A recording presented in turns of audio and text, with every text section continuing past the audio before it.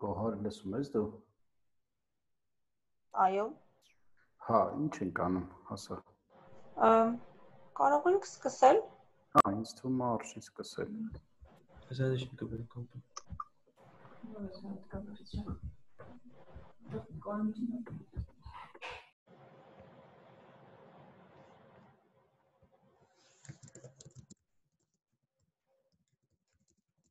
Դու կառավարի, հա, Գորգ ջան, երբ որ ժամանակը գա խոսալու։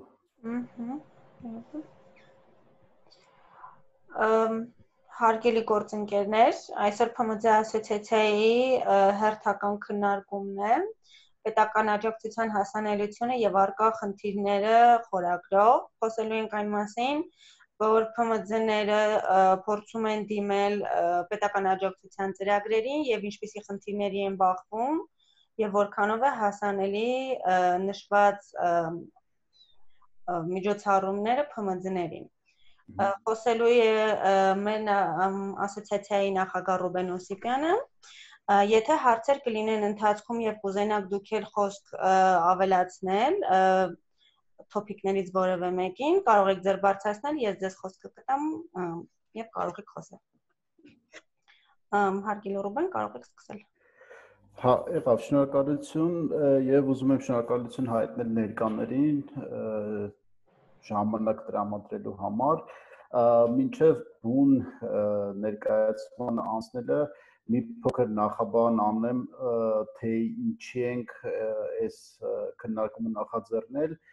մասնավոր քննարկումներից մեկի ժամանակ գործընկերը ասաց, որ ինքը հաշվապահական ընկերության տնօրեն է, բողոքեց, որ ծրագրերը լավ չեն աշխատում եւ կան շատ խնդիրներ ու իրավիճակը կառավարելի չի եւ այլն։ Ես ընդհանրապես այդպիսի քննարկումներ չեմ սիրում, որովհետեւ երբ որ այդպիսի գնահատական է տրվում, նախ պետքա հստակ ասել ինչ խնդիր կա ու ամեն խնդրին առանձին անդրադառնալ եւ ոչ թե իրար մեջ խոսել, բողոքելու, արձանագրել, որ խնդիրներ կան, այլ փորձել լուծում տալ ու երբ որ մենք ասոցիացիայում քննարկեցինք իրավիճակը, որոշեցինք այսպիսի մի քննարկում իրականացնել, որի ժամանակ կներկայացնենք այն խնդիրները, որոնք մենք հիմա տեսնում ենք եւ առաջարկենք այն լուծումը, որ մենք կարող ենք տալ այս խնդիրների լուծմանը եւ այսօր փաստորեն կխոսենք դրա մասին։ Մեծ հաշվով մեր քննարկման նպատակը այն է, որ խնդիրները քննարկենք ու ի վերջո հուսով եմ նաև հետագա քննարկումների արդյունքում հնարավոր թերությունները կբացահայտենք ծրագրերի, նաև ես կարծում եմ իմաստունի քննարկել, կազմակերպել մտագրով, որպեսզի մշակենք առաջարկները այլընտրանքային աջակցության մեթոդների վերաբերյալ ու պարզապես կաղապարված չլինենք այն ծրագրերով, որոնք հիմա կան գործում են եւ նաեւ այդ ամեն ինչը պատրաստակամ ենք հաղորդել համապատասխան գերատեսչությունների հետագա քննարկումները ծավալելու համար մի փոքր ամփոփում այս բան գործում է 14 ծրագիր ու դրանք կամ միանվագ աջակցության, հա, դրամական օգնության տեսք ունեն, կամ դրամաշնոր են տրամադրում ձեռնարկություններին, կազմակերպություններին, անհատներին, կամ վարկ են տրամադրում եւ ընդ որում եթե ձեզ հետաքրքիր է նման նյութ, մենք կարող ենք նաեւ հետո ձեզ հետ կիսել կարճ ամփոփագիր, թե ամեն ծրագիրը ում համար է եւ ինչ է ֆինանսավորում, ինչ սահմանափակումներ կան եւ այս 14 ծրագրերի հետ կապված բազմաթիվ դժգոհություններ կան շուկայում եւ մենք այդ բոլոր դժգոհությունները վերանայել ենք փաստորեն բաժանել ենք 3 մեծ մասերի որոնցից արդեն դուրս եկող խնդիրները մասնավոր դեպքեր են առաջինը սահմանափակումներ ենք անվանել այդ խնդիրը դա խոսքը գնում է նրա մասին որ օրինակ, հա, ծրագրերից մեկով նախատեսվում է, որ տվյալ կազմակերպության տարեկան շրջանառությունը պետք է առնվազն 24 միլիոն դրամ լինի եւ կազմակերպությունները, որոնք այդքան շրջանառություն չեն ունեցել, բայց իրենք ապահովել են աշխատանք, իրենք ապահովել են եկամուտ, նորմալ աշխատող կազմակերպություն ա եղել, իր մոտ շատ բնական հարց է առաջանում, թե ինչու մենք չենք օգտվում այս ծրագրերից եւ ընդհանուր առմամբ այդ հարցը կա, թե ինչի է հենց այս սահմանափակումը դրված եւ կարծում ենք ընդհանուր առմամբ աջակցության ծրագրերի տրամաբանությունը, բովանդակությունը պետք է այնպես մշակել, որպեսզի ոչ թե սահմանափակումներ դնենք, որոնք խանգարում են կամ չեն թողնում այս ինչ ձեռնարկությունը ստանա այդ աջակցությունը, այլ մենք հասկանանք այն կարևորագույն հիմնարար սկզբունքները, որոնց հիման վրա մենք տալիս ենք այդ աջակցությունը, եւ արդեն ամեն կազմակերպության համար հնարավորինս ճկուն ձևով տրամադրել աջակցությունը։ Հա, ենթադրենք կազմակերպությունը ինքը անցած տարի ունեցել է 24.9 միլիոն դրամի շրջանառություն, հա։ Ես գրեթե վստահ եմ այդ մոտեցումը կիրառվում է, բայց եթե չի կիրառվում, ես շատ խիստ զարմացած կլինեմ, եթե այդ կազմակերպությունը չի օգտվում արտոնություններից։ Մյուս շատ կարևոր խնդիրը, որի մասին ուզում եմ շատ խոսել, դա մի հիվանդություն է, որը շատ տարածված է պետական հատվածում, դա ֆորմալ մոտեցումն է, երբ որ կա ինչ-որ մի հատ կարգ, հա, այդ կարգի մեջ դրված է մի տրամաբանություն, բայց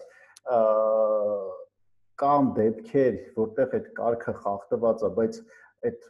օրենքի այդ կարգի ոգին խախտված չի, բայց միևնույնն է պետական մարմինները ցուցաբերում են կաղապարված մոտեցումը ու ինձ թվում է այստեղ պետքա իրական անելիքը մեր կողմն է, բիզնես միավորումների, հա, կամ տնտեսավարողների դաշտում է, մենք պետքա ամեն նկատված խնդրի դեպքում արձանագրենք խնդիրը նամակների տեսքով, բարձրաձայնենք խնդրի մասին ու փորձենք ընթացակարգային լուծում տալ եւ ես կարծում եմ որ անհրաժեշտ քանակությամբ բողոքների, հա, խնդիրների դեպքում այդ քրիտիկական զանգված ունենալու դեպքում մենք կարող ենք նաեւ կարծրատիպը փոխվել եւ վերջի վերջո պետական համակարգը դադարեցնի պարզապես ֆորմալ մոտենալ ամեն կարգին ու ավելի շատ հետևել կարգի օրենքի ոգուն, ոչ թե տառին։ Եվ մյուս խնդիրը, որը նույնպես մենք նկատում ենք, դա համապատասխան գործիքակազմի պակաս կամ գուցե ոչ այդքան հարմար աշխատանքն է, մասնավորապես խոսքը գնում է աջակցության ծրագրերին դիմելու կայքերի ոչ հուսալի աշխատանքին։ Այդ նշում եմ, որպեսզի ավելի պարզ լինի։ Եվ իսկ կարճ մենք մի փոքր այստեղ քննարկենք այն կոնկրետ խնդիրները, որոնք մենք նկատել ենք, ու ես այստեղ կխնդրեմ նաև մեր լսարանին, եթե դուք կոնկրետ դեպքեր ունեք կամ ուզում եք ինչ-որ բան քննարկել, հիմա ձեր հուզող հարցերը բարձրաձայնել, մինչև դուք հարցերը տաք, ես կներկայացնեմ խնդիրները, գոհար ինձ թվաց, թե բաներ ուզում ասել։ Չէ, բան չեմ ասում։ Հա, օքեյ։ Ուրեմն առաջինը դա այն հանգամանքն է, որ հիմա բանկերը խուսափում են վարկ տրամադրելուց եւ տարբեր ծրագրերով, երբ որ արդիկ դիմում են, կամ օրինակ մեր անդամներից մեկը ասել էր, որ ինքը Ագբա բանկի մասնաճյուղերից մեկին էր դիմել երկրորդ ծրագրով վարկ ստանալու համար, բայց բանկի աշխատողները ասել են, որ իրանք դեռ ցուցում չունեն եւ այլն, ինչ-որ չէին ընդունել դիմումը։ Այսինքն տպավորություն է ստեղծվում, որ բանկային համակարգում զգուշավորություն կա, դրամական միջոցները այդպես շատ հեշտ չեն հատկացնում վարկ տրամադրելուն եւ բավականին դժվար է վարկային աջակցություն ստանալ։ Ինչ-որ մեկի մոտ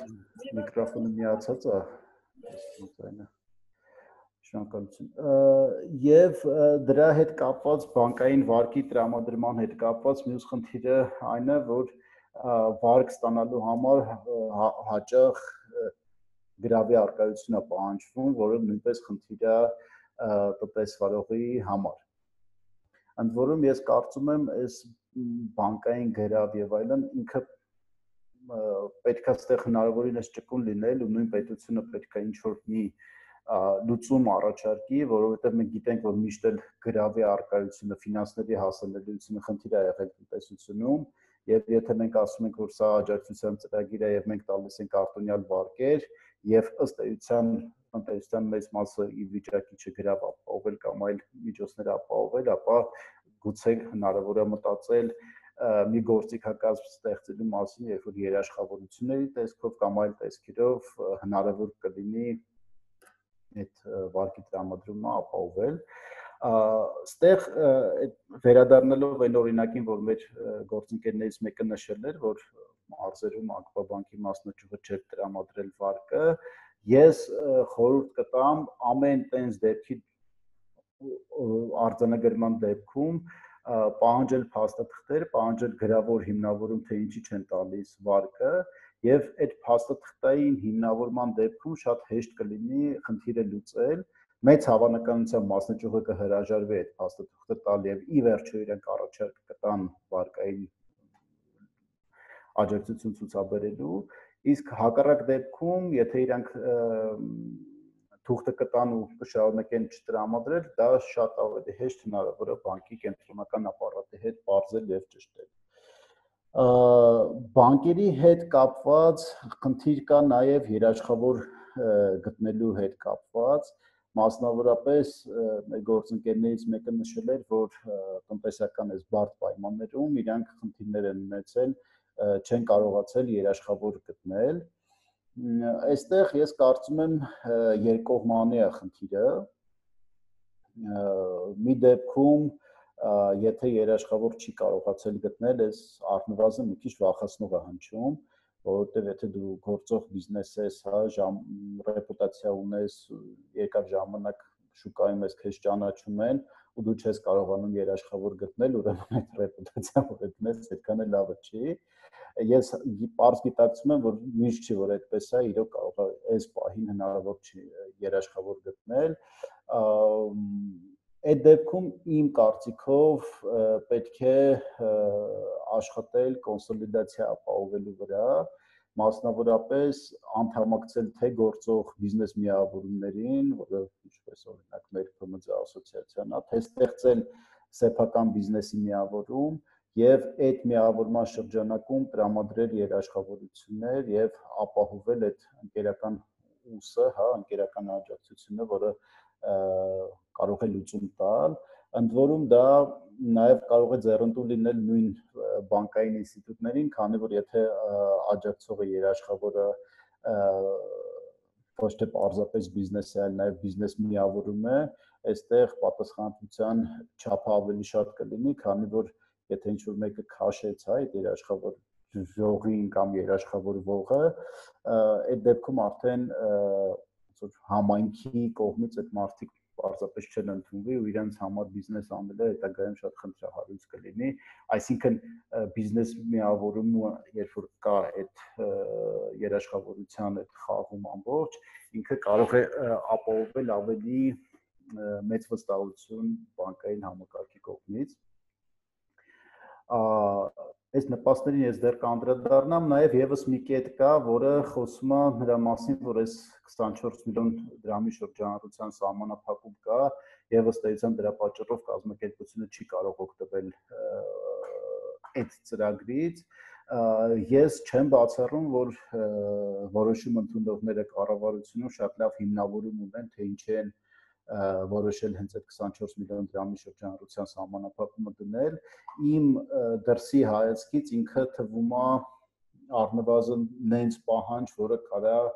երբեմն նաև անտեսվի, եթե հաշվի առնենք, որ տվյալ կազմակերպությունը ունի այլ բավարար հիմքերը, որոնք թույլ են տալիս իրեն օգտվել այդ աջակցության ծրագրերից։ Եթե կան կոնկրետ օրինակներ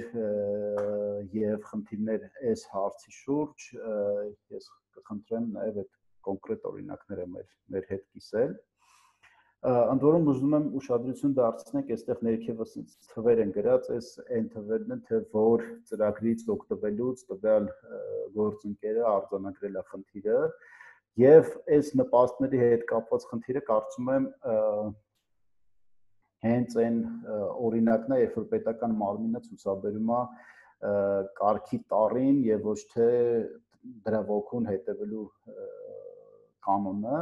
այստեղ խոսքը հետևյալի մասինն է, 5-րդ միջոցառման շրջանակում տրամադրվում է դրամաշնոր այն կազմակերպություններին, որոնք այս կորոնավիրուսի ազդեցությամբ պայմանավորված հունվարից մարտ ամիսներին աշխատակիցների քանակի նվազեցում չեն ունեցել, աշխատավարձը չի նվազել, եւ կոնկրետ այս դեպքում խնդիրը հետևյալն էր, այդ կազմակերպության մոտ աշխատակիցների նվազում չի եղել, հակառակը աճ է եղել, աշխատավարձը չի նվազել, ոնց կար տենց մնացել է, պարզապես կազմակերպությունը հունվար ամսին աշխատակիցներից մեկը գնացել է մայրության նպաստ եւ ըստ կարգի սահմանվել է մի բանաձև, թե ոնց պետք է հաշվել արդյոք եկամտի նվազում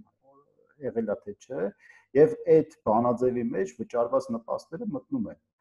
Եվ ստացվում է, երբ որ դու մի ամիս գումարում ես այդ բոլոր թվերը, ներառյալ նպաստները եւ համեմատում ես հաջորդ ամիսների հետ, ստացվում է, որ կազմակերպությունը ավելի քիչ եկամուտ է վճարել։ Եվ ըստ էության ինչ է ստացվում, որ կազմակերպությունը աշխատակիցների նվազեցում չի թույլ տվել, աշխատավարձի նվազեցում տեղի չի ունեցել, հակառակ աշխատողների քանակն է աճել, բայց այս բանաձևի պատճառով, որտեղ հաշվի չեն առել, որ սենց դեպք կարա լինի, կազմակերպությունը չի օգտվում դրամաշնորից։ Ու սա շատ լավ օրինակ է, որը լավ պատկերավոր է դարձնում, թե ոնց են պետական մարմինները գտնվում ոչ ճկուն եւ փաստորեն իրանք պարզապես ուզում են կարգի մեջ մնան, հանկարծ հետագայում չգան ասեն, որ հայ, դու ես ինչ ես արել, ինչ ես իրենց թողել նպաստից օգտվել։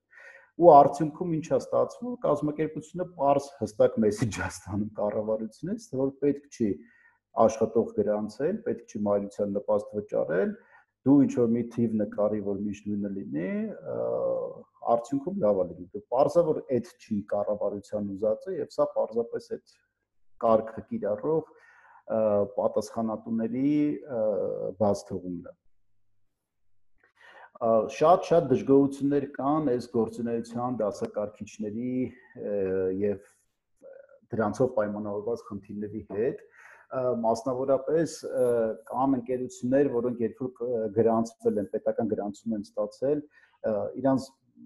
դասակարգիչը սխալ է գրանցել գրանցող պատասխանատուն, հա, ու քանի որ այդ ժամանակ ոչ մեկ դասակարգիչներին ուշադրություն չի դարձնում, մեկ էլ հիմա այս ժամանակ սա դարձել է խնդիր։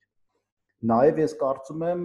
խիստ իրատեսական դեպք կարա լինի, որ կազմակերպությունը իրականում մի քանի ուղղությամբ աշխատի եւ մի քանի գործունեության դասակարգիչ ունենա, եւ կարծում եմ դասակարգիչների խնդիրը դա էլի պետական ապարատի տարին հետևելու կարգերով կաղապարված լինելու այդ մտածելակերպի հետևանք է եւ իրականում ինձ թվում է սա պետք է շատ լավ ազդակ լինի պետական համակարգի համար, որ ինքը իր կարգերը, մոտեցումները փոփոխի եւ ճկուն լինի, որովհետեւ այդ նույն այդ իմ ասած օրինակ նպաստի դեպքը կամ դասակարգիչների դեպքը, հա, ինչ է ինքը վերում, որ շատ մարդիկ, հա, օրինակ հաշվապահներ, ֆիրմաների տնօրեններ ժամանակ են ծախսում, նամակներ են գրում, հա, որտեղ փորձում են այս պարզ բյուրոկրատական խնդիրները լուծել, այսինքն նախ բիզնեսից ժամանակ գնաց, ջանք գնաց այս արժեք չստեղծող գործունեությունը ապահովելու վրա, եւ ես վստահ եմ նաեւ պետական համակարգում մարդիկ, պատասխանատու մարդիկ, որոնք կարային իրեն ժամանակը ծախսեին նոր օգուտ բերող կարգեր մշակելու վրա, ժամանակը ծախսում են այս բյուրոկրատական ռուտինան ապահովելու վրա, հա, օքեյ, ես ինչ ընկերությունան դասակարգիչը սա է, ուրեմն պետքա փոխենք, քանի որ մենք հիմա ավելի հանդուրժող ենք այդ իրավիճակում։ Այնինչ, եթե մենք ունենանք համակարգ, որը թույլ կտա այս փոփոխությունները ավելի ստորին մակարդակներում, ավելի ավտոմատացված իրականացնել, սա բոլորի համար կստեղծի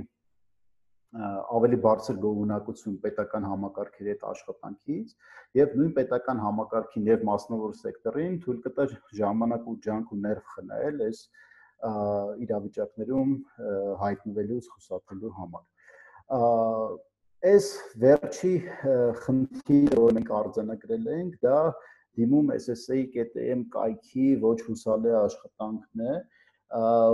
որը ըստ էության հաճախ պարզապես չի աշխատում եւ կայքի նման աշխատանքի արդյունքում մարդիկ չեն կարողանում դիմել եւ ստանալ աջակցությունը։ Այստեղ ուզում եմ նշել նաեւ, որ մենք նախապես խնդրել ենք մեր գործընկերներին ներկայացնել խնդիրներ ու որոշ խնդիրները մենք պարզապես մաղել ենք ու այստեղ չենք նշել։ Մասնավորապես մի խնդիր կար, որտեղ մեր գործընկերը ցանկանում էր դիմել երկրորդ ծրագրով աջակցության եւ խնդիրը հետեւյալն էր, ասում այդ դիմելու ժամանակ վարկի էր դիմում, վարկի ուսումնասիրման ժամանակ վարկային մասնագետը ուսումնասիրում էր, թե ինչքան կապիտալ ակտիվներ ունի տվյալ կազմակերպությունը եւ արկա միջոցները չէին բավականացնում, որ այդ կազմակերպությունը վարկ ստանա եւ այս մեր գործընկերը, ես հուսով եմ ինքը on-line-ը կարողանանք քննարկել, ասում էր հողային օրենսգրքի 64-րդ, եթե չեմ սխալվում, կետի համաձայն պետությունը պետք է տա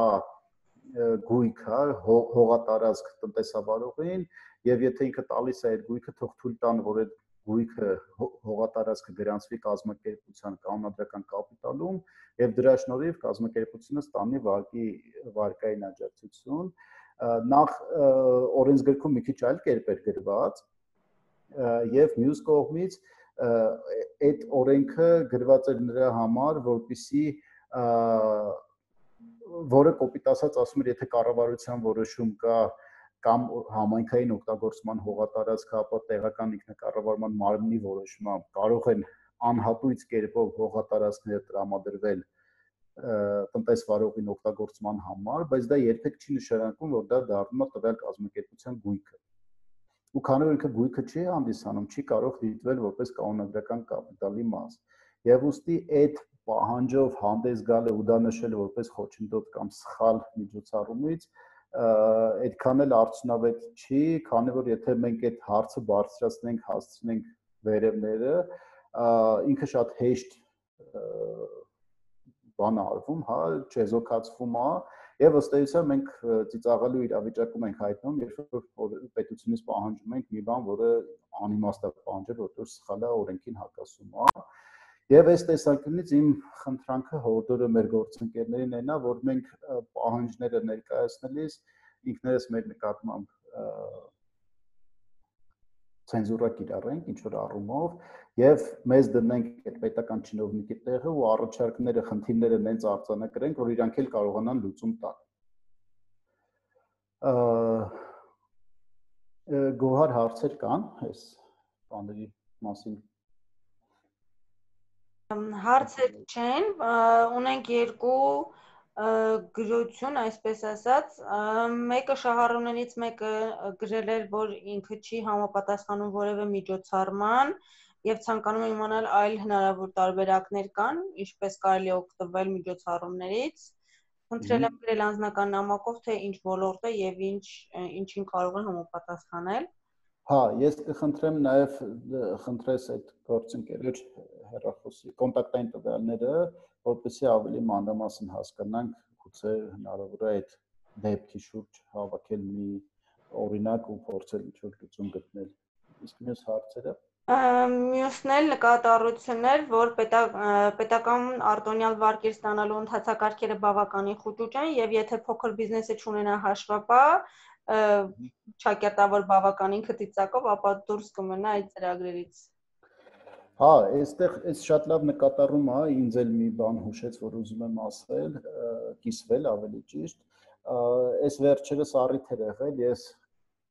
հանդիպել էի Վրաստանում գործող գործընկերների հետ ու քննարկվել էր աշխատանքային օրենսգրքի կիրառման հարցերը Եվ մասնավորապես մենք իրենց հարցրեցինք արձակուրդ հիվանդության նպաստ ոնց է հաշվարկվում Վրաստանում, պարզվեց շատ պարզ մոտեցում է, ենթադրենք հիվանդության նպաստ ենք ուզում հաշվենք, այս աշխատակիցը պետք է աշխատեր ամսվա ընթացքում 20 օր, դրանցից 5 օր հիվանդ է եղել, վերում է հիվանդաթերթիկը, այդ դեպքում հիվանդության նպաստը դա պարզապես այդ 5 չաշխատած օրվա աշխատավարձի գումարն է, այսինքն եթե ինքը թուղթը ունի, ինքը կստանա ամբողջ աշխատավարձը։ Ու սա ինչի է շատ լավ ցուցադրում, հա, տարբերությունները, նախ եւ Հայաստանը եւ Վրաստանը գրեթե 100% ճշտությամբ իրանք գործում են նույն տիպի միջազգային պայմանագրերի սահմանափակումների մեջ եւ նույն միջազգային պայմանագրերով սահմանված պարտավորություններ են ստանձնել։ Եվ երկու երկրները աշխատանքային օրենսգիրքը մշակելիս բան են արել, հետևել են եվրոպական սոցիալական խարտիային։ Բայց մեր դեպքում մշակվել է խուճուճ բարդ հիվանդության նպաստի հաշվարկ, որը պահանջում է լավ մասնագետի, փորձառու մասնագետի առկայություն, որը կկարողանա այդ հաշվարկը անի։ Վրաստանի դեպքում կարողացել են նենց օրենսդրությունը մշակել, որ այդ հաշվարկը բավականին պարզ է եւ ցանկացած մարդ կարող է անել։ Եվ արդյունքում իմ մոտ մինչև հիմա զարմանք է, թե ինչի նույն միջազգային պայմանագրերով դրդված մշակվում է օրենսդրություն Վրաստանում եւ Հայաստանում, Վրաստանում շեշտը դրվում է պարզության, հստակության վրա, մեր մոտ գնում է շեշտը դեպի բարդություն եւ դժվար հաշվարկներ։ Ու այս պետական աջակցության այդ վարկերի տրամադրման հարցերն էլ լավ օրինակ են, որոնք նույնպես ցույց են տալիս, որ ինչպես միշտ մենք ուզում ենք մի լավ բան մշակել, բայց անում ենք մի բան, որից գրեթե ոչ ոք չի կարող օգտվել։ Ունենք եւս մի նամակ, գործարարը ասում է, որ ուզում է բիզնես հիմնել, ունի հողատարածք, ուզում է մեքենաների գարաժ բացել եւ փորձում է հողատարածքը գրավ դնել եւ գումար ստանալ բանկից, բայց բանկերը մերժում են, ասելով, որ հողատարածքը ընդունելի գրավի տեսակ չէ ու չեն տալիս։ Ինչպես վարվել այս դեպքում։ Այս հարցը տեղին է, եթե հողատարածքը ինքը լավ գրավ չի, պետք է հասկանալ էլի ինչ ինքը լավ գրավ չի, եւ գուցե բանկը սխալ է եւ հնարավոր է այդ հողատարածքով այդ գրավը վերցնել։ Ինձ էս վերջերս էլի դիմել էր մի գործընկեր, որը մինչև էս պատմությունը սկսվելը նախատեսում էր բիզնես ստեղծել, ներմուծումներով զբաղվել եւ նույնիսկ վարկի տրամադրման պայմանավորվածություն կար, նույնիսկ ստորագրած, եթե չեմ սխալվում, բանկի հետ, բայց հենց այդ ժամանակ սկսվեց կարանտինը եւ այլն, այդ սաղ process-ը կանգնեց ու դրանից հետո պարզապես այդ վարկը չեն տրամադրել եւ հիմա ինքը չի կարող վարկ վերցնել։ Ինձ թվում է նման դեպքերում կարելի է համակարգին մի փոքր շրջանցել սահմանափակումները, փորձել գտնել մի տնտեսվարող, որը այդ սահմանափակումներին բավարարում է, ունի համապատասխան գրավ, գույք եւ այլն եւ ուզում է համագործակցել եւ պարզապես համատեղ բիզնես անել եւ հնարավորինս ինչ որ ձև փորձել այս իրավիճակից քիչ վնասով դուրս գալ։ Այլ դեպքում, եթե պարզապես այս գույքը գրավի ենթակա չի, այլ գույք չկա, ինձ թվում է շատ դժվար կլինի այդ մեր գործընկերոջը վարկ ստանալ, որովհետև հիմա բոլորի մոտ սկսած բանկերից մինչև սովորական փոքր ու միջին բիզնես բավականին զգուշավոր մոտեցում է ապագայի նկատմամբ եւ վախենում են գումար ծախսել, ինչը իհարկե սխալ է, բայց ունենք այն ինչ ունենք։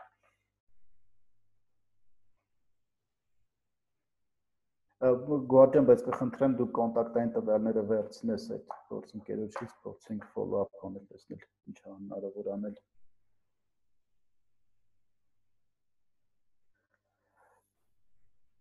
Ալո։ Գոհար։ Ահա։ Հա, օքեյ։ ուզում եք տեսնել, ես։ Հա, կապը ընթացքում է։ Okay, այս մեծ հաշվով այն բոլոր խնդիրներն են, որոնք այս բային մենք ունենք, շատ լսել ենք այլ տիպի խնդիրների մասին։ Օրինակ, կազմակերպություն կար իր աշխատակիցներից մեկը մեկնել է սովորելու հունվար-փետրվար ամիսներից մեկին, եւ դա նույնպես դիտվում է որպես աշխատակիցների քանակի նվազում։ Սա էլի կրկնում եմ այդ տարին հետևելու ոչ թե ոգուն հետևելու խնդրին ենք բախվում, որովհետև ստեղ տնտեսվարողը չի ունեցել աշխատողների քանակ նվազեցնելու միտում, պարզապես բնական եղանակով տեղի ունեցել աշխատողների կրճատում եւ ինքը փաստորեն դրա պատճառով զրկվում է արտոնություններից։ Եվս մի գործընկեր կար, որը ինձ կարելի ասել մեղադրում էր, ես իրան այնպես բավականին երկար քարոզ եմ արել, որ սպիտակ հաշվապահությունը օրենքով աշխատելը ճիշտ է, ձեռքը տալի եւ հաշվապահին եւ տնտեսվարողին, քանի որ հեշտացնում է ֆինանսական կառավարումը, ամեն ինչ ավելի տեսանելի է, ինքնարժեք եւ այլն ավելի հեշտ հնարավոր է հաշվել, բայց այս մարդը ասում է արեցի այդպես, մի հաճախորդին ստիպեցի գրանցվեց, սա մաքրվեց, բայց իր մոտ աշխատակիցներից մեկը մեկնեց Ռուսաստան աշխատելու եւ ինքը հիմա զրկվել է այդ արտոնությունից օգտվելու շանսից։ Հիմա այն ինչ որ ինքը արել է այդ մաքրվելը սպիտակ օրենքով աշխատել եւ այլն, դա իրականում ճիշտ է, այդ տնտեսվարողը պարզապես դեռ չի գիտակցում, բայց մյուս կողմից սա եւս մի օրինակ է, որտեղ սենց մոտեցմամբ, հա, տարածի մոտեցման դեպքում պարզապես պետական чиновникները դեմոտիվացում են բիզնեսներին եւ ստիպում են իրանց չհարգել օրենքը, որովհետեւ նույն պետական чиновникը չի հարգում օրենքը, երբ որ ինքը որոշումներ ընդունում է տարին համապատասխան, ոչ թե ոգուն համապատասխան, ինչը նաեւ օրենսդրության մեջ է արձանագրված, որ այդպես սխալ է անել։ Ունենք եւս մեկ զանգ, խոսել ենք այդ մասին, բայց ամեն դեպքում փոխանցեմ, գործարարը անցած տարվա շրջանառությունը կազմել է 8.5 միլիոն դրամ, համապատասխանում է միջոցառումներից մշակող արդյունաբերությանը, որը ցանկացել է բարկ վերցնել, բայց քանի որ էլի 24 միլիոնին չի համապատասխանում, չի կարողանում օգտվել բարկային միջոցներից եւ հետաքրքրվում էր ոնց անի, որ գոնե մի միջոցառմանը մասնակցի, քանի որ եւ մուծել է հարկերը եւ պարտաճանաչ գործարար է եղել ու կարիք ունի այս միջոցառումների աջակցությանը։ Շատ լավ, ես կխնդրեմ էլի կոնտակտային տվյալները վերցնես, իմ կարծիքով լուծումը այստեղ տվյալ կազմակերպության մասին մանրամասն տվյալների ներկայացումն է, իմ կարծիքով էկոնոմիկայի նախարարություն, գուցե իմաստ ունի նաև ներկայացնել բիզնես պլանի, ինչ որ շատ սահմանային կամախքային տարբերակը, որտեղ կնշվի, որ այսքան ներդրում ինձ անհրաժեշտ է, ես հիմա այս ինչ փուլում եմ, դրա արդյունքում այդ ներդրման արդյունքում ես կկարողանամ այսքան շուկա ունենալ, եկամուտս այսքանով ավելանա, այսքան հարկ մուծեմ պետությանը ամեն տարի եւ այսքան աշխատակից ունենամ։ Հիմա երբ որ դուք հարգելի կառավարություն չեք տալի ինձ այս աջակցությունը,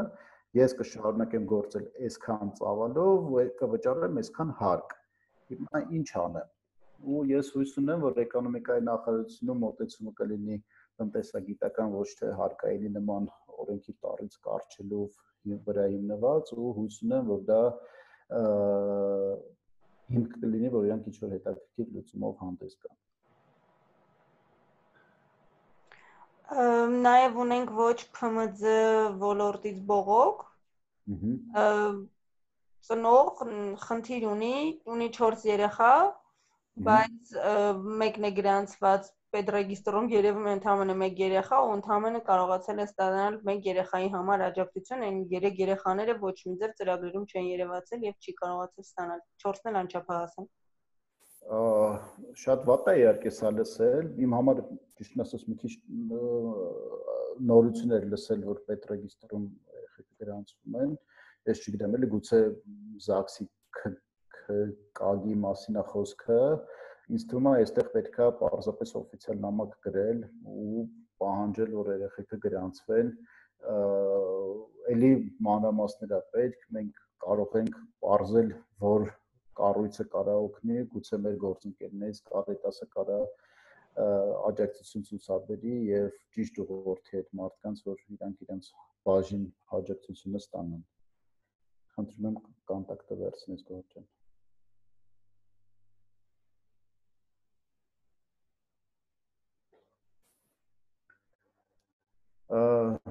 Լավ, այս խնդիրների հետ կապված մենք այսպիսի լուծում ենք մեծ հաշվով տեսնում, նախ պետքա ապահովել համախմբումը, կոնսոլիդացիան, այսինքն ճիշտ լուծումը այնն է, երբ որ մի քանի հոգի հավաքվում է իրար գլուխ, իրանք իրենց ձայները միացնում են, դեպքում ձայնը լսելի է դարձնում։ Իմ կոչը բոլոր բիզնեսներին միավորվել թե ոլորտային, թե ոչ ոլորտային բիզնես միավորումների մեջ, կամ բազմաթիվ շատ լավ գործող բիզնես ասոցիացիաներ, ավելորդ անգամ ՓՄԶ ասոցիացիան չգովազդեմ, բայց ու չնշեմ հենց Ամպանան ասոցիացիային անդամակցելը, ցանկացած գործող ասոցիացիային անդամակցելը տվյալ բիզնեսին դարձնում է ավելի պաշտպանված եւ երբ որ ինքը խնդիր է ունենում ու չինովնիկը ցուցաբերում է ոչ ճիշտ մոտեցում, ապա երբ որ այդ բողոքը գնում է լավ գործող ուժեղ ասոցիացիայի անունից, ապա այդ բողոքը ճիշտ լուծում է ստանում։ Այդ բազմաթիվ անգամ մենք մեր փորձով տեսել ենք, երբ որ օրինակ մեր ասոցիացիան իր անդամների հարցեր լուծում, երբ որ ոչ արդարացի հարկային դույժեր տուգանքներ են նշանակում, հետագայում դրանք չեղարկվում են։ Նաև շատ կարևոր է խնդիրների հավաքագրման գործընթացը, ինչպես ես նշեցի ամենասկզբում, այս հանդիպման միտքը առաջացել էր, երբ որ գործընկերներից մեկը ինձ անձնական զրույցների ժամանակ ասեց, որ խնդիրներ կան, բայց տենց էլ այդ մարդը խնդիրը չի հաղորդում։ Եվ եթե ինքը խնդիրը չի հաղորդում, ինքը լայեղ չի անում, կոպիտ ասած, ժամանակ տրամադրի պատմի պատմությունը, պատմի խնդիրը, այդ խնդիրը տենց է կմնա օդում կախված, ոչ մեկ չի գնա իր փոխարեն խնդիրը կնկարագրի, կարձանագրի, նամակը կուղարկի։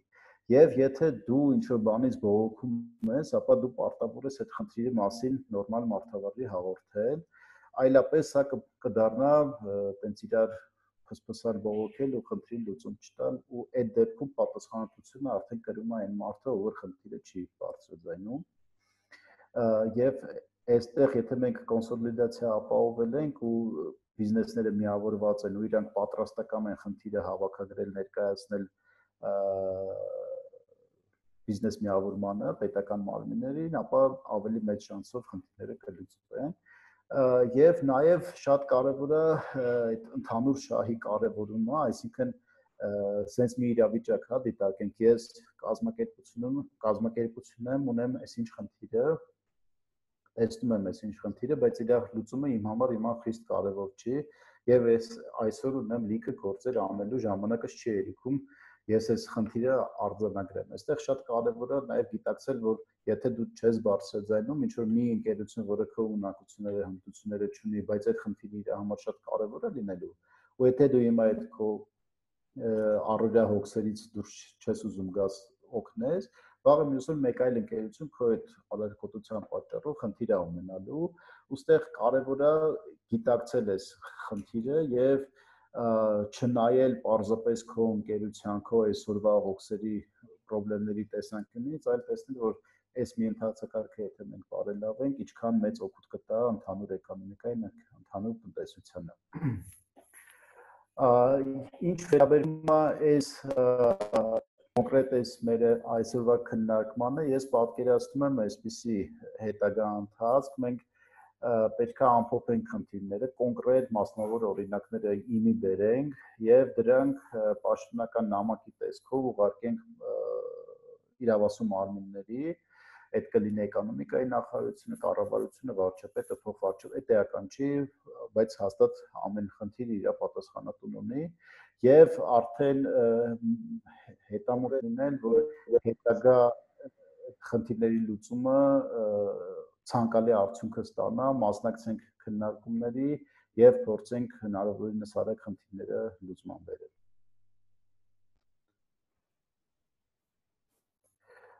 Ես ասում ես մենք արդեն ամփոփում ենք այստեղ իմ երկու կոնտակտային վրայնա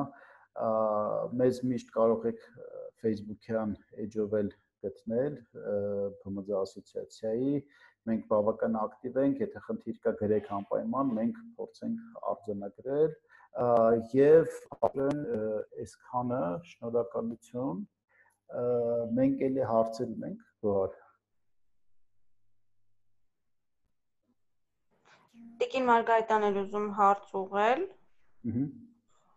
Այո, այստեղ եմ, Գոհար ջան, կարելի է։ Այո, իհարկե, համեցեք։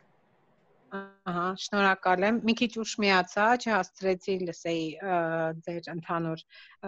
քննարկումները։ Ուրեմն հունիս ամսի 2019 թվականի հունիսին գրանցել եմ ԱԴ Եվ այս տարվա 20 թվականի հունվար ամսից սկսել ենք ոնց որ ավելի մեծ աշխատանքներ, ասեմ տեքստիլի փոքր արտադրություն ունենք եւ զուգահեռ կարի ուսուցման հատված ունենք, որտեղ կանանց սովորեցնում ենք կարուձև, հետո ընդգրկում ենք մեր տեքստիլի արտադրության մեջ, նախապատրաստում ենք, հետո անցնում ենք։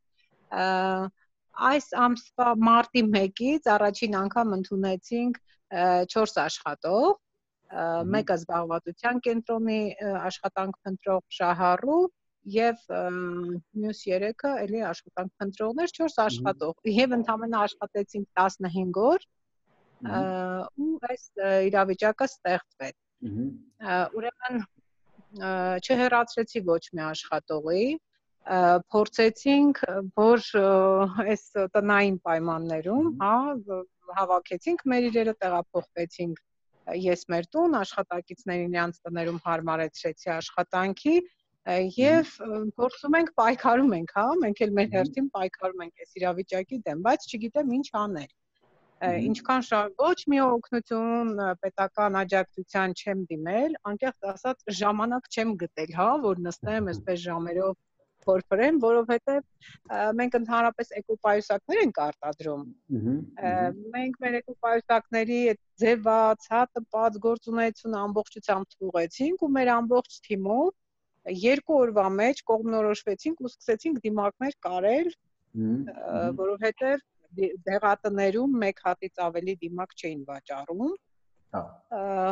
Ու չգիտեմ, դա հարցրեցի զանգերով հա, թույլատրելի էր, ասեցին, որ կարող եք կարել, դե հիմա արդեն շատացել են, նույնիսկ գործարան, հա, նման բաներ կա, ասում են, որ ստանդարտներին, չգիտեմ, ինչպես հարմարեցնել, բայց այդ ժամանակ շատ մեծ անհրաժեշտություններ ու կարողացանք բավականին շատ մարդկանց օգտակար լինել, ինչպես նաև մեզ եւ մեր աշխատողներին։ Հիմա ուզում եմ հասկանամ, ես որ ծրագրից կարող եմ օգտվել եւ ընդհանրապես ինձ համար կաց նման բան ասում էին վերջին, ենթադրենք 19 թվականի վերջին եռամսյակում պիտի ունենաս, չգիտեմ ինչքան միլիոն շրջանառություն, որ կարողանաք ոնց որ դա այդտեղ չանցանք, այդպես ուղղակի թրուցիկ լսելով։ Տիկին Մարգարիտա, նախ շնորհակալություն համ ներկայացնելու խնդիրը եւ նաեւ աշխատանքի համար։ Ես կառաջարկեմ մենք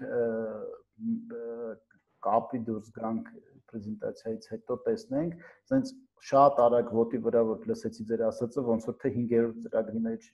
ծրագրից ինչ-որ բանից կարող եք օգտվել, բայց չեմ ուզում այնպես վերջնական ասել, որ դա է, գուցե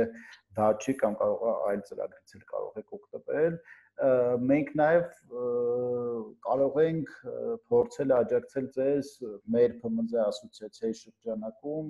օրինակ ձեր առաջարկող արտադրանքը առաջարկենք մեր գործընկերներին, մեր անդամներին, գուցե այդտեղից նաև բիզնես դուրս գա կամ պատվերներ գան ձեզ եւ փորձենք այսպիսի աջակցություն անել, նաև ՓՄԶ ասոցիացիան Caritas կազմակերպության հետ հիմնադրել է Iris բիզնես ինկուբատոր եւ բիզնես ինկուբատորը օգնում է ստեղծել նոր կազմակերպություններ կամ գործող կազմակերպություններին օգնում, որպեսզի իրենք կայանան եւ այդտեղ ներառվում է եւ դասընթացների շարք եւ ֆինանսական աջակցություն։ Հիմա մի ծրագիր ընթացքում է, իրանք նոր հայտեր չեն ընդունում, բայց ես կարծում եմ ամառվա ընթացքում իրանք ավարտել այդ առաջի ծրագրի աշխատանքները եւ գուցե աշնանը նոր հայտեր լինեն եւ դա էլ կարող է լինել լավ հարթակ ձեր համար թե ֆինանսական աջակցություն ստանալու թե նոր բիզնես գործընկերներ ձեռք բերելու համար պետական մակարդակով այդ հարցը բարձրացնելը ինձ թվում է էլի իմաստալից է եւ գուցե արժի ներկայացնել ձեր կազմակերպության պրոֆիլը աշխատանքային եւ փորձել պետական պատվերների տեսքով աջակցություն ստանալ, որովհետեւ կարծում եմ այդ դիմակների պահանջարկը մնալու է, շարունակական է լինելու եւ գուցե ինչ-որ պայս նույնիսկ պարտադիր լինի դիմակ կրել, երբ որ դուրս եք գալիս դուրս, ինքը էլի պահանջարկը կայուն է լինելու։ Շնորհակալ եմ պատասխանների համար բոլոր, ուրեմն ուզում եմ սկզբից սկսեմ, հա, երբ որ իմ մասին գիտեն եւ լրատվամիջոցներն են լուսաբանել, Ամեկ Պլյուսից ինձ լրագրողները ճանաչում են որպես այսպես փոքր, հա, ներկայացնեմ ինձ որպես հեղափոխության դերձակ, ես հեղափոխության օրերին իմ կարի մեքենայով հրապարակում նստած մեր ժողովրդի համար դիմակներ էի կարում, ներողություն եռագույն դրոշներ էի կարում, շուրջ բոլորս դիմակ է, միայն դիմակ դրոշներ էի կարում, այդպես ինձ ճանաչում են եւ մեր կառավարության կողմից որևէ մի ուշադրության չեն արժանացել, դա այսպես բան է, հա, սովորել ենք դրան, որ չեն խրախուսում, նույնիսկ նման պարագաներում, երբ մարդը 0-ից սկսում է, իսկ Կարիտասի մասին ասեմ, որ ես որպես կին ունեցել եմ կյանքի դժվարին իրավիճակում եմ հայտնվել եւ այդ իրավիճակում գտնվելով ամուսինս եղել է քաղբանտարկյալ, ես տարբեր կառույցների դիմել եմ, որպեսզի կարողանամ մասնագիտություն, հա, ունենամ, որպեսզի իմ ընտանիքը կարողանա գոյատևի ու այդ դժվարություններն անցնի, այդ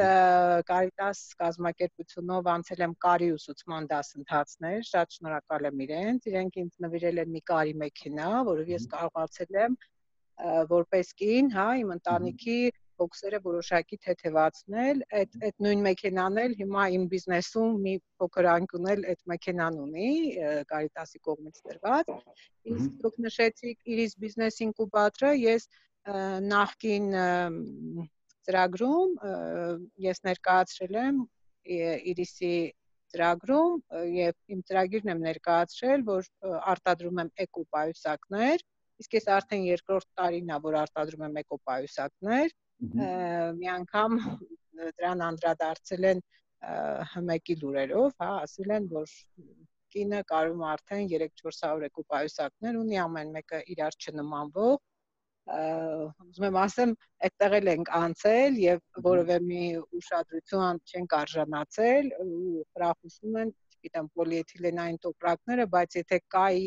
ես մեկ արտադրող շատ նոր սկսնակ, հա, այդտեղ էլ ուշադրության չարժանացանք, որ շատ կառույցներ կարող էին համագործակցել մեր հետ եւ հենց Հայաստանում ունենայինք այդ էկոպայուսակների արտադրությունը եւ այսօր կարողանանք ինչի՞ չէ մեր ամբողջ սուպերմարկետներին առաջարկել ունենային։ Կամ էլի Տիկին Մարգարիտա, եթե անջակ լինի, ենթադրենք սուպերմարկետներից մեկը օրական X քանակի ծավալ կամ պահանջում է, դեպքով իր տեսականա դա ապահովել, ասենք օրական, չգիտեմ, 1000 հատ էկոպայուսակ։ Չգիտեմ, կարող է ծավալը սխալ անվանական թիվ եմ ասում, բայց հիպոթետիկ էլի։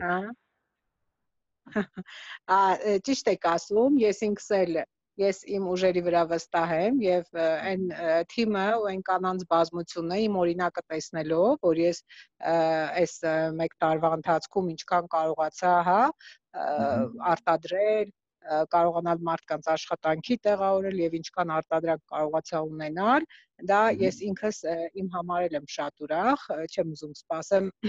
կողքից հա մյուսների խրախուսման, այդ նույն հարցը գիտեք ձեզ տվեցին ինձ, երբ որ գինու փառատոնին էին պատրաստվում կազմակերպիչները, իսկ ես դեռ օրական մի 2 ժամ կարի մեքենայի մոտ նստած հոգնում էի արդեն, ասում էի ինչ դժվար աշխատանք ընտրեցի վերջո այս վերջին տարիներին, եւ իրանք ինձ պատվիրեցին 12000 հատ գինու պատյակ, Եվ նույն այդ ձևով կազմակերպիչ աղջիկները ինձ հարցրեցին, դուք պատկերացնում եք 12000 հատի մասին ենք խոսում ենք, այդ դուք կարող եք այդ պատվերը վերցնել, կային մի քանի պատվիրատուներ ու ես շատ համարձակ ասացի այո, եւ եթե այդպես չլիներ, մայիսի 1-ին մենք պիտի փառատոնը արդեն նշենք, հա, փառատոնին մասնակցենք։ Ես մեկ շաբաթում իմ ամբողջ թիմով նոր ընդունված առաջին օրը, հա, մարտի 1-ին ընդունված 4-5 հոգանոց խմբով մենք ձևեցինք եւ կիսատ, հա, մնում էր որ հավաքենք, հա, կիսատի հասցրած 12000 պատյան կարողացանք, այսինքն ես իմ առաջին փորձը համարում եմ հաղթահարած։ Եկեք դեռ այդ ամեն ինչ արել եմ միայն իմ ուժերով։ Շատ լավ։ Դե ինձ թվում է այդ այն ամենապրինցիպալը հարցն է, որը հա, եթե դուք կարող եք ապահովել, ինձ թվում է ինքը պահանջարկ ունեցող լուծում է։ Ու շատ կազմակերպություններ հետաքրքրված կլինեն, ու նաև ձեր համար այդ զարգացման տեղ կարող լինի, որ շատ մարդ հիմա գործափնտրելու իրաց մեջ կանայք կարծում եմ մեծ ծավալ կունենան ու հնարավոր է այս աշխատանքի իրանց ներգրավել մի մասը ու դա նաև կարող մեղմի հետևանքները։ Գոհարդե դու տիկին դետայ կանտակտներով ես, չէ՞։ Այո, իհարկե։ Հա, դե բան է։ Եվ Հա, լուսնա։ Ահա, եւ եթե կարելի է իմ երկրորդ, հա, հաղթահարած այս դժվարությունը դες կարող եմ դες փոխանցել Գոհարի միջոցով, հա, չգիտեմ կամ կարող եմ ուղարկել ձեզ ընդամենը 15 օրվա ընթացքում, հա, հիմա արդեն այսօր մայիսի 5-ն է, մենք 4-5 հոգանոց մեր թվում, հա, մնացել ենք, ունենալով sense մեծ դժվարություններ, բայց կարողացել ենք մի քանի հազարի հասցնել դիմակները, տան պայմաններում, դժվար խանութներից կարողանալով գտնել նյութեր, կտորներ, չգիտեմ, թելեր, բայց մենք ինքներս մեզ կարողացանք ապացուցել, որ եթե մի քիչ մենք ունենանք ռեսուրսներ, ես չունեմ տարած, դա բարձրակայենք առևտրի կենտրոնի մի տարած, որը փակվեց առևտրի կենտրոնը, նույնիսկ վարձակալել ենք այդ տարածքը, մենք դուրս ենք եկել տարածքից, նույնիսկ մեր վարձակալած 15 օրվա գումարն դեռ մնում է, չենք գնացել, որ հետ պահանջենք, բայց չենք վախեցել դժվարություններից ու ես տեսնում եմ, որ եթե մենք ունենանք տարածք, որտեղ կարողանանք մենք աշխատել, մեզ կմիանան շատ կանայք ու հիմա լիքը խնդիրներ ունեն եւ ասեմ բացի մեր թիմից, ինչքան էլ որ չգիտեմ թույլատրելի կամ հիմա կարող ասեն դա օրենքով չի կամ անթույլատրելի սահման է կանցել 100 հատով, 200 հատով տրամադրել ենք տատիկներին, կարել են, ասենք, տատիկ եւ ասում 70 տարեկան տատիկներ, որոնց ճանաչել եմ կամավորության տարիների, երբ որ կազմակերպություն կամավորեի, իրանք աշխատել են 3-4000 դրամ օրական ու չեն մուրացել գումարներ, այսինքն մենք ունենք լիքը աշխատուժ, որոնք լքված, մոռացված, իրանց տներում են, բայց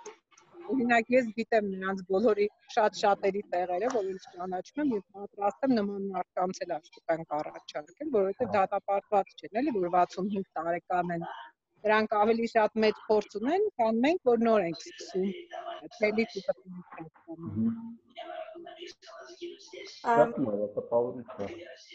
Շնորհակալ եմ տիկին Մարգարիտա շատ գրավիչ փորձով ու մարդկանց ոգևորող գործով եւս մեկ հարց ունեմ հազար ներողություն, սա էլ ասեմ, թե ինչպես է կայացել իմ բիզնեսը, երբ որ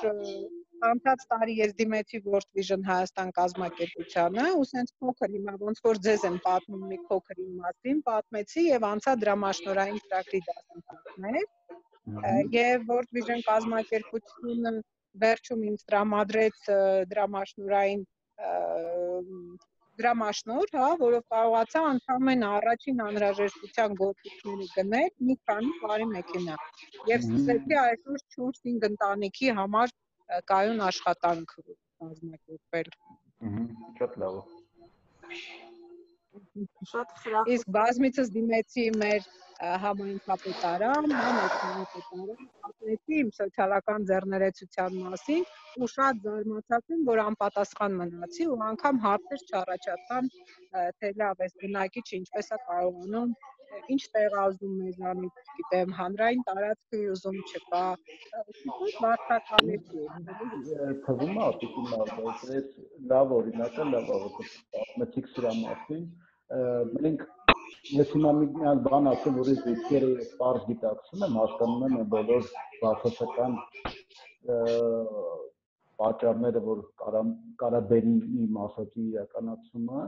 բայց նաև կարծում եմ արժի դա անել որովհետև դա կբերի տեղական ինքնակառավարման մարմինների մոտ մոտիվացիայի աճին որ իրենք նպաստեն բիզնեսների կայացմանը տեսեք հիմա տեղական ինքնակառավարման մարմինները գրեթե հարկ չեն հավաքագրում եթե ինչ-որ հարկ է հավաքագրում են գույքը հարկ է որը բիզնեսի հետ կապ չունի եւ իրանք ըստ էության առանձնապես հետաքրքրված չեն ջանք ու երան թափել որ բիզնեսի համար հարմար լինի տվյալ համայնքում գործ անելը ու սա ինչով է պայմանավորված որ երբ որ տվյալ համայնքում գործող բիզնեսը հարկ է վճարում այդ հարկը գնում է կենտրոնացվում է պետական մի հաշվի վրա այդ հաշվից էլ պետությունը կառավարությունը հետո որոշում է որ համայնքին որքան դոտացիա կտա եւ դոտացիան տրվում է ոչ թե ըստ նրա թե քանի ինչ գումարի կա հավաքել տվյալ համայնքը այլ ըստ անհրաժեշտության եւ այդ դեպքում համայնքապետին այդքան էլ ակնհայտ չի ինչի պետք է ավել անգամ իրան ջանք տա որ բիզնեսին լավ պայմաններ առաջարկի իհարկե երբ որ մենք այդ հարկահավաքությունը հանենք կենտրոնացված ապարատի բերենք տեղական ինքնակառավարման մարմիններ մեծանում է կոռուպցիայի եւ այլ չարաշահումների ռիսկը բայց մյուս կողմից է վերում է նրան որ համայնքները ավելի մոտիկ են դառնում բիզնեսներին, իսկ Հայաստանի ու ընդհանրապես ցանկացած էկոնոմիկայի 99%-ը դա փոքր ու միջին բիզնեսներն են, եւ իրենց առաջի գործընկերը պետք է լինի ՏԻՄ-ը, ոչ թե կառավարությունը ու նախարարությունները։ Հա, համամիտ եմ ձեր հետ, ես էլ որ լինեի նրանց տեղը այդպես մտածեի, բայց ես ներկայացել եմ, որ ես սոցիալական ձեռներեցության այդ մոդուլով եմ աշխատում, ես սեփական բիզնեսի, սեփական շահերի համար չեմ անում այս ամենը, ես զբաղվում եմ սոցիալական ձեռներեցությամբ։ Դա զարմանալի է, որ չեն արտագանքում։ Ասեմ, որ միայն դիմակներ չեմ արտադրում, վերջին օրերին արդեն սկսեցինք պաշտպանիչ կոմբինեզոններ ասածը, հա, արտահակուստները, որոնք էլի շատ մեծ պահանջարկ ունեն հիմա։ Սկսեցինք արդեն մի բժշկական կենտրոնի 3 հասցրել ենք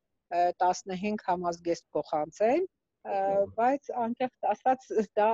մենք կարող ենք ես իրենց էլ եմ ասել օրը 30, 40, նույնիսկ 100 հատ կարող ենք ապահովել, եթե պահանջարկ լինի։ Դա ասեցին, որ Չինաստանից ներկրված ունեն, այդքան էլ հաճելի չի, շատերն ասեցին, այդքան էլ հաճելի չի ձեր արտադրանքը վակուումով չի, ախտահանված չի, չգիտեմ, բայց դա օպերացիոն հագուստներ չի, էլի դա հագնում են մարդիկ փողոցներում, ասենք ախտահանման աշխատանքներ են իրականացնում, չեմ կարծում, որ մենք արդեն 3 հասցրեցինք ռազմերացիաներ մշակել եւ այլն, ուզում եմ ասեմ, մեր նման փոքր բիզնեսները կարող է ավելի, նայեք, մեծ ֆաբրիկաները փակվեցին, չէ, մի քանի օր առաջ, ինչ օրերով, 10 օրով, 1 շաբաթով փակվեցին, բայց ես 1 օր անգամ իմ գործունեությունը չեմ դադարացրել եւ սպասարկել եմ 2 դեղատուն ու մի շարք անհատների նվիրել ենք, կարողացել ենք հասարակությանը պիտանի լինել ոչ միայն բիզնեսի շահերով, այնպես որ եթե մեզ հնարավորություն տան, նույնիսկ պատրաստ եմ վարկի տեսքով, հա, մենք մեր դասընթացների ընթացքում շատ ենք շփվել ՓՄԶ-ի, հա, ասոցիացիայից դասընթացավարներ եղել են, բայց ոնց որ թե հիմա եմ հետ վերհիշում այդ պատմությունների մասին, բայց կարծում եմ եթե լիներ խորհրդատվություն ինձ հուշեին, հա, որ ուղղությամբ աշխատենք, որ կարողանանք ընդլայնել, մեծ սիրով մենք պատրաստ ենք աշխատելու մենք։ Չենք ուզում պարապուրտի մատնվենք ու մեր աշխատակիցների թիվը ավելացնենք, ոչ թե պակասեցնենք։ Շատ լավ։ Իհարկե կապի մեջ կլինենք, ես ունեմ Տիկին Մարգարիտայի բոլոր կոնտակտները կխոսենք, ունենք եւս մեկ հարց, ուրեմն գործարարը ունի մեխանիկական արտադրություն, ունենք 25 աշխատող եւ վճարում են հարկեր, բայց աշխատողներից որևէ մեկը մինչ այսօր չի կարողացել որևէ աջակցությունից օգտվել։ Հարցը նրանում էր, ինչպես կարելի է դրան լուծում տալ։ Եկեք էսել էլի քննարկումից հետո կապի դուրս գանք հասկանանք տարբեր հարցեր են էլի առաջանում արդյոք այդ տնտեսվարողի աշխատողների իրավունքներն օգտվելու թե չէ, եթե չէ, ապա ինչ պետք է օգտվեն այդ աջակցությունից, եթե ունեն ու չեն ստացել, ապա միանշանակ այդտեղ պետք է լուծում տրվի, մի խոսքով քննարկենք էլի հասկանանք ինչն է խնդիրը, փորձենք լուծում տալ։ Լավ, ես բոլորի կոնտակտները ունեմ, կհավաքագրեմ խնդիրները, վաղվանից սկսած մենք արդեն կկապի մեջ դուրս կգանք եւ բոլորի հետ առանձին քննարկենք, տեսնենք ինչն է խնդիրները, ինչով կարող ենք աջակցել։ Շատ լավ։ Եթե այլ հարցեր չկան մասնակիցների մոտ, կարող ենք Ձեր թույլտվությամբ կարելի է մի հարց։ Իհարկե։ Իմ անունը Ռիփսիմ է, ես հունվար ամսվանից արդեն միկրոձեռնարկություն ունեմ, նախկինում ԱՁ էր,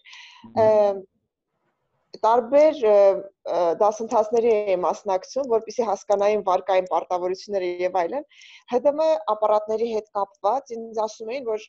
հարկայինը այլևս չի ներկրում եւ ես ուրիշ տեղից պիտի ձեռք բերեմ այդ ապարատները։ Հիմա այս երբ պետությունը սկսեց այս աջակցության ծրագրերը, ես հասկացա, որ հարկայինում արդեն հերթագրված են եւ այն տնտեսվարողները, ովքեր որ հերթագրված են, իրենց որոշակի աջակցություն է տրվում, եթե անգամ չունեն։ Հարցս հետևյալ, չգիտեմ ինչքանով կարողացա ճիշտ բացատրել իրավիճակը, հիմա հարցս հետևյալն է, ես իսկապես ուզում եմ ձեռք բերել այդ ապարատը, բայց ես չգիտեի, որ հարկայինում ես կարող եմ հերթագրվել։ Հիմա եթե ես հերթագրվեմ, արդյոք ես նույնպես, այսինքն այդ 68000 դրամը ինձ նույնպես կփոխհատուցվի, թե արդեն մինչև այժմ հերթագրվածների համար է նախատեսված այդ գումարը։ Պետք է ճշտենք, ես ՀԴՄ-ներին առնչվել եմ որպես տեխնիկական ոլորտի ներկայացուցիչ, գիտեի խնդիրը, գիտեի ծրագրային խնդիրները, գիտեմ, որ որոշ ընկերություններ բերում էին ու ներկայացման հետ կապված խնդիրներ։ Եվ տեսակներ կային, ես ուղղակի չէի կողմնորոշվում, որ տեսակ, որտեղ հին նմուշի կան, նոր նմուշի կան, դա էր պատճառը, որ ես մինչ այժմ չեմ գնել, բայց պարզվեց, որ հարկայինը արդեն ինքն է ներկրում, այն էլ պատահական իմացանք այս իրավիճակի հետ կապված։ Ես, եթե չեմ սխալվում, հարկայինը ինքը չի ներկրում, ինքը պարզապես ապա մոնոպոլացրել է շուկան եւ թույլ է տվել, որ այլ ընկերություններ նույնպես ներկրեն ու հիմա կապեմ 2 թե 3 կազմակերպություն կա, որ ներկրում են, նախկինում աջակցություն այո դար է նոր սերնդի ՀԴՄ-ների իրականում արժեքը մոտավորապես 160,000 է, դրա մի մասը ֆինանսավորվում է։ Բայց դեպքով ինչի են հերթագրում, եթե արկա է։ Այդ նախկինում հերթագրվել է անցած տարվա ընթացքում մեր այս կուրիոզ իրավիճակի պատճառով մոտ 7000 թե 8000 կազմակերպություն ՀԴՄ չուներ։ Իրանք ռիսկի տակ էին, որ եթե հարկային դասուգի տեսնի, որ չկա ՀԴՄ սարքը, իրանք ակտ էին արձանագրում, բարձր ներքին կարգում նաև ասում կարակ գնաք դատի տակ դա ջրվի, բայց այդ բանը կար, որպեսզի որպեսզի այդ դատարանի դիմումը ջրվի, անհրաժեշտ էր, որ այդ տնտեսվարողը հերթագրված լինի ՀԴՄ ստանալու համար։ Այո։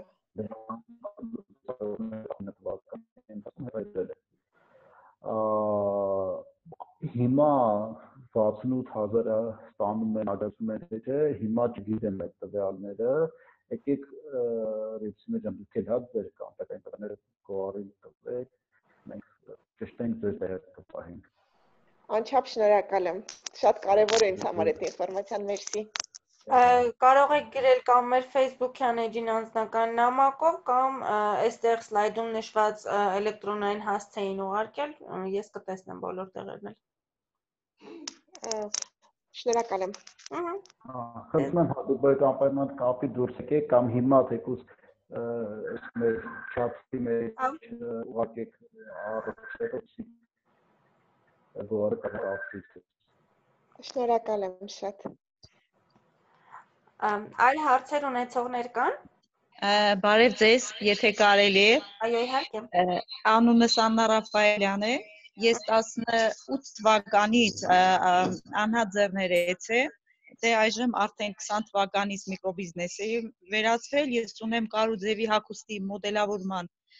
ուսումնական կենտրոն։ Մենք փաստացի մարտի 1-ից չենք աշխատել, որովհետև մեծ մասը աշակերտների ուսանողներ են, երիտասարդ աղջիկներ են,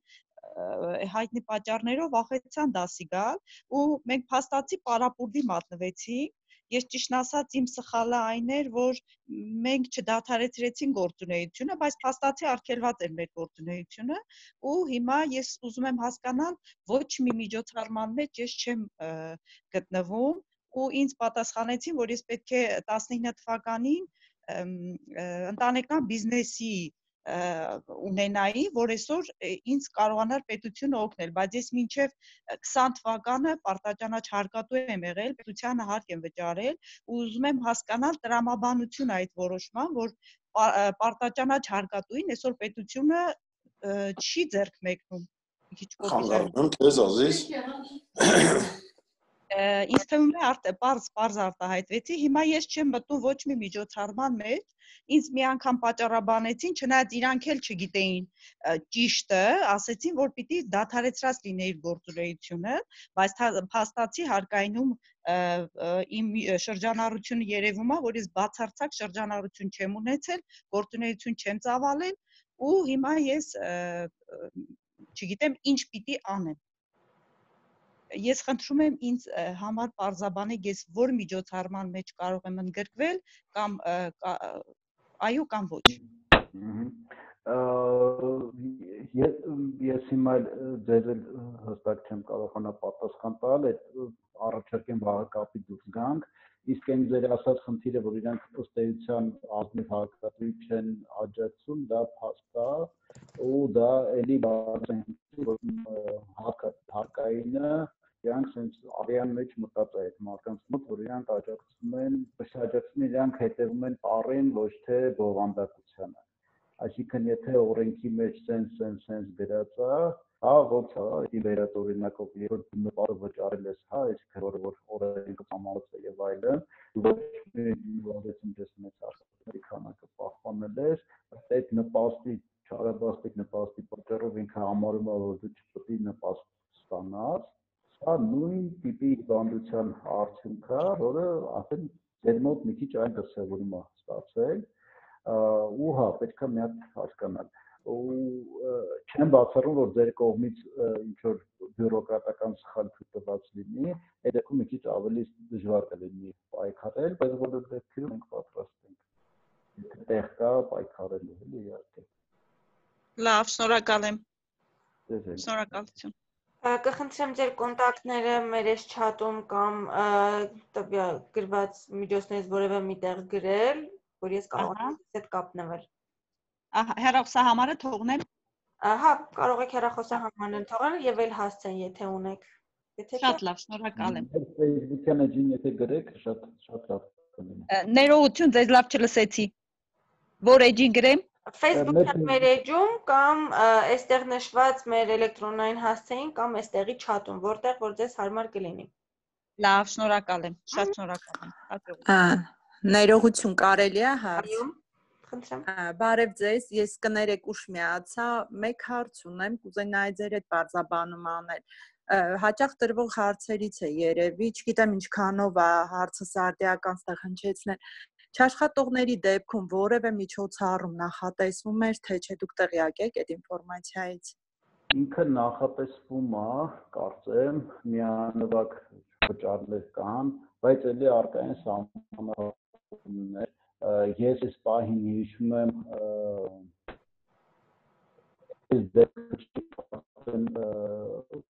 կամ մայրության աշխատակից ամենամարտիկ, որ պետք է գնեն մայրության նպաստ,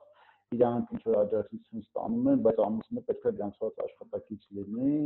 ու սա նույնպես կարող է ինչ որ սահմանափակումներ լինի, այսինքն որքան հիշում եմ, որքան տեղեկատվեց ծրագիր կա, բայց ինքը նույնպես սահմանափակումներ ունի, պետք է ստուգել։ Դուք էլ եք կխնդրեմ ձեր կապտակ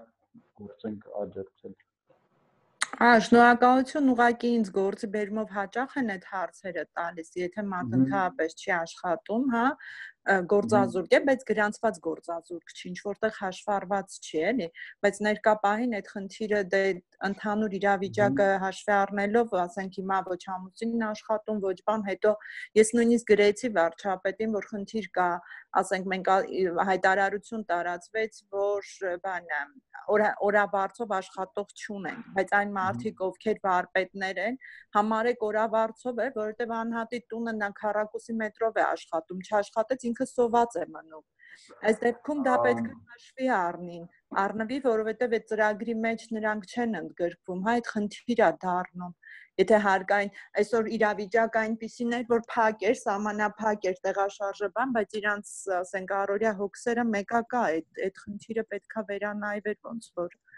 Ու չգիտեմ։ Այս օրավարձ աշխատանքը քիչ կոմպլեքս է, իմ կարծիքով, եթե խոսքը գնում է չգրանցված աշխատակիցների մասին, ապա այստեղ մի բան ասեմ, որ այդքան լավ կարա չհնչի, բայց իմ կարծիքով ազնիվ հարկատուների հաշվին այդ մարդկանց աջակցելը, ես բեմ չեմ աջակցությանը, բայց ինքը բերում է նրան, որ այդ մարդկանց գործատուները, որոնք չեն գրանցել այդ աշխատակիցներին, ստացի իրանք ճիշտ են եղել, իրանք խուսափել են հարկերից, չեն վճարել նաև այդ մարդկանց եկամտային հարկը, եւ երբ որ խնդիր առաջացավ, իրանց աշխատողների սոցիալական հարցը լուծվեց ազնիվ հարկատուների հաշվին, ինչը արդար չի։ Բայց եթե խոսքը գնում է բանի մասին, հա, ձեր ասած գործազուրկ։ Հա, գործազուրկի, որը ասենք, չգիտեմ, աշխատանք անում տանը, հիմա իրան ոչ մեկ չի կանչում, ինքը գործ չունի, այստեղ պետք է մտածել, գուցե ինքը միկրոձեռնարկատվության սուբյեկտ կարա հանդիսանա, ու պարզապես իր եկամուտները նորմալ ցույց տա հարկային համակարգով չհարկվի եւ ինքը ըստեյության լինի ինչ որ մի ծրագրի աջակցության ենթակա մարդ։ Այսինքն, եթե կարճ ասեմ, իմ կարծիքով այս կորոնավիրուսի ընթացքում այս օրավարձով աշխատող մարդկանց ի հայտ գալը ու այդ թեման այդպես արդիական դարձնելը իմ կարծիքով լավ առիթ է, որ եւ աշխատակիցները եւ բիզնեսները եւ պետությունը եւս մի անգամ հասկանան, որ հստակ գրանցված թափանցիկ ձևով աշխատելը ձեռնտու է եւ ես հույս ունեմ նաեւ պետության համար դա ազդակ կլինի, որ ինքը օրենքները նենց կփոփոխի, որ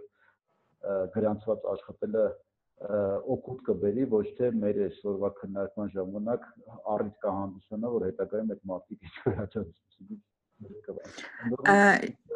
իրավիճակը, որ միաժամանակ այն մարդիկ, որոնք չեն գրանցել աշխատակիցներին, հիմա կստացվի իրենք ճիշտ են։ Ես ձեր հետ լիովին համամիտ եմ, բայց դա խնդիրը վարպետի մասին է, ով անհատական ենթադրենք ինչ որ մեկը տուն է սարքում, հա, կանչում է նա գնում աշխատում է կամ չգիտեմ տան կոսմետիկ այդ նախ հրավիրողն էլ չի որտեղ գրանցի ոնց գրանցի ասի ես սեփական ոչ անհատ ձեռնարկատեր է ոչ բան հա ասում եմ ես տուն եմ սարքում իմ տան գործը իրան եմ ասենք օֆիսին չեմ դիմել լավ վարպետա իրան եմ տվել հա հիմա ես ի վիճակի չեմ այտենց շատ է մենք պետք է այդ հանգամանքը հաշվի առնենք որ մենք այտենց լիքը վարպետներ ունենք ովքեր կանչով են գնացել Իսկ ով որ կանչել է նա ինչ որ ձեռնարկատես չի որ պարտավորություն կրի անպայման գրանցի ուստեղ գալիս անգնում է մի կոլապս որտեղ չգիտեմ երկու կողմն էլ ճիշտ են դուրս գալիս բայց երկուսի դեպքում էլ լուծում չունենք դա մենակ երևի կառավարությունը կկարողանա այդ խնդիրները վերհանել հա ու դրան համապատասխան լուծում տալ որովհետև շատ են այդ բողոքները չափից շատ անընդհատ այդ զանգերը հնչում են հիմա պետք է չէ ինչ որ ձև նրանց ինչ որ աջակցություն համաձայն եմ բայց աջակցությունը համաձայն եմ խնդիրը արդի է բայց օրինակ ես գիտեմ որ Գերմանիա կամ այլ երկրներում նույն այդ վարպետները երբ աշխատում են իրենք դա պաշտոնապես են այդ վարպետի աշխատանքը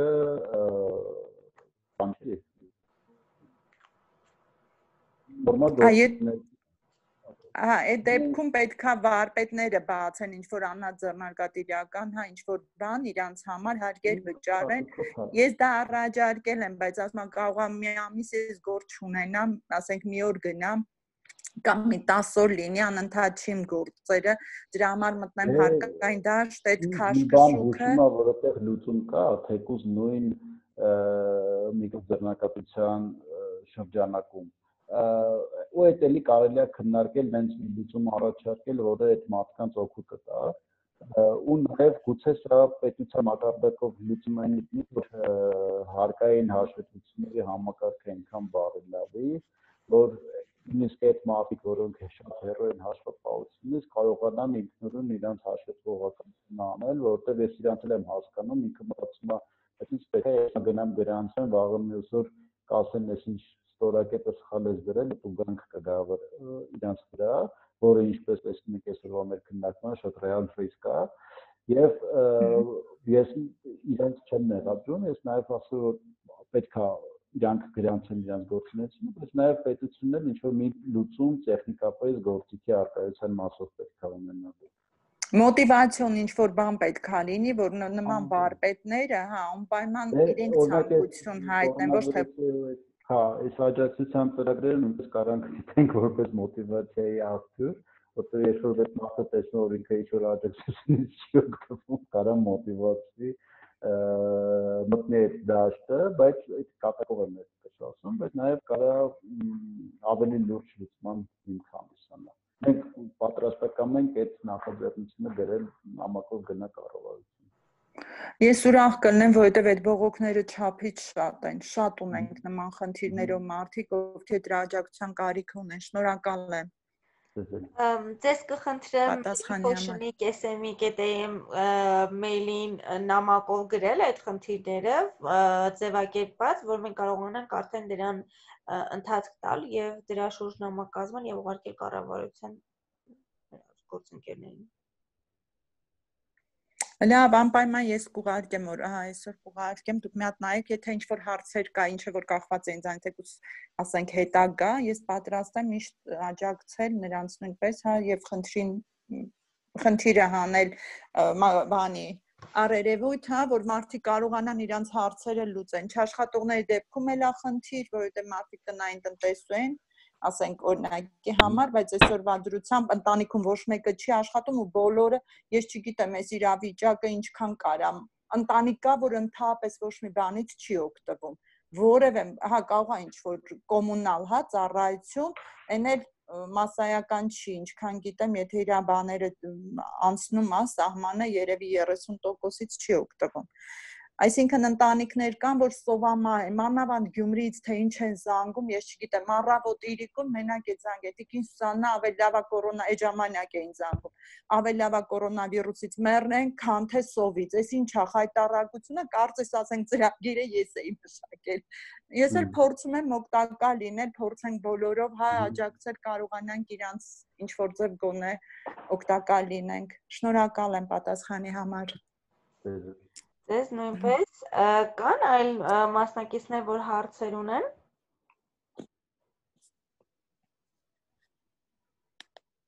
Կարծես թե չունենք այլ հարցեր։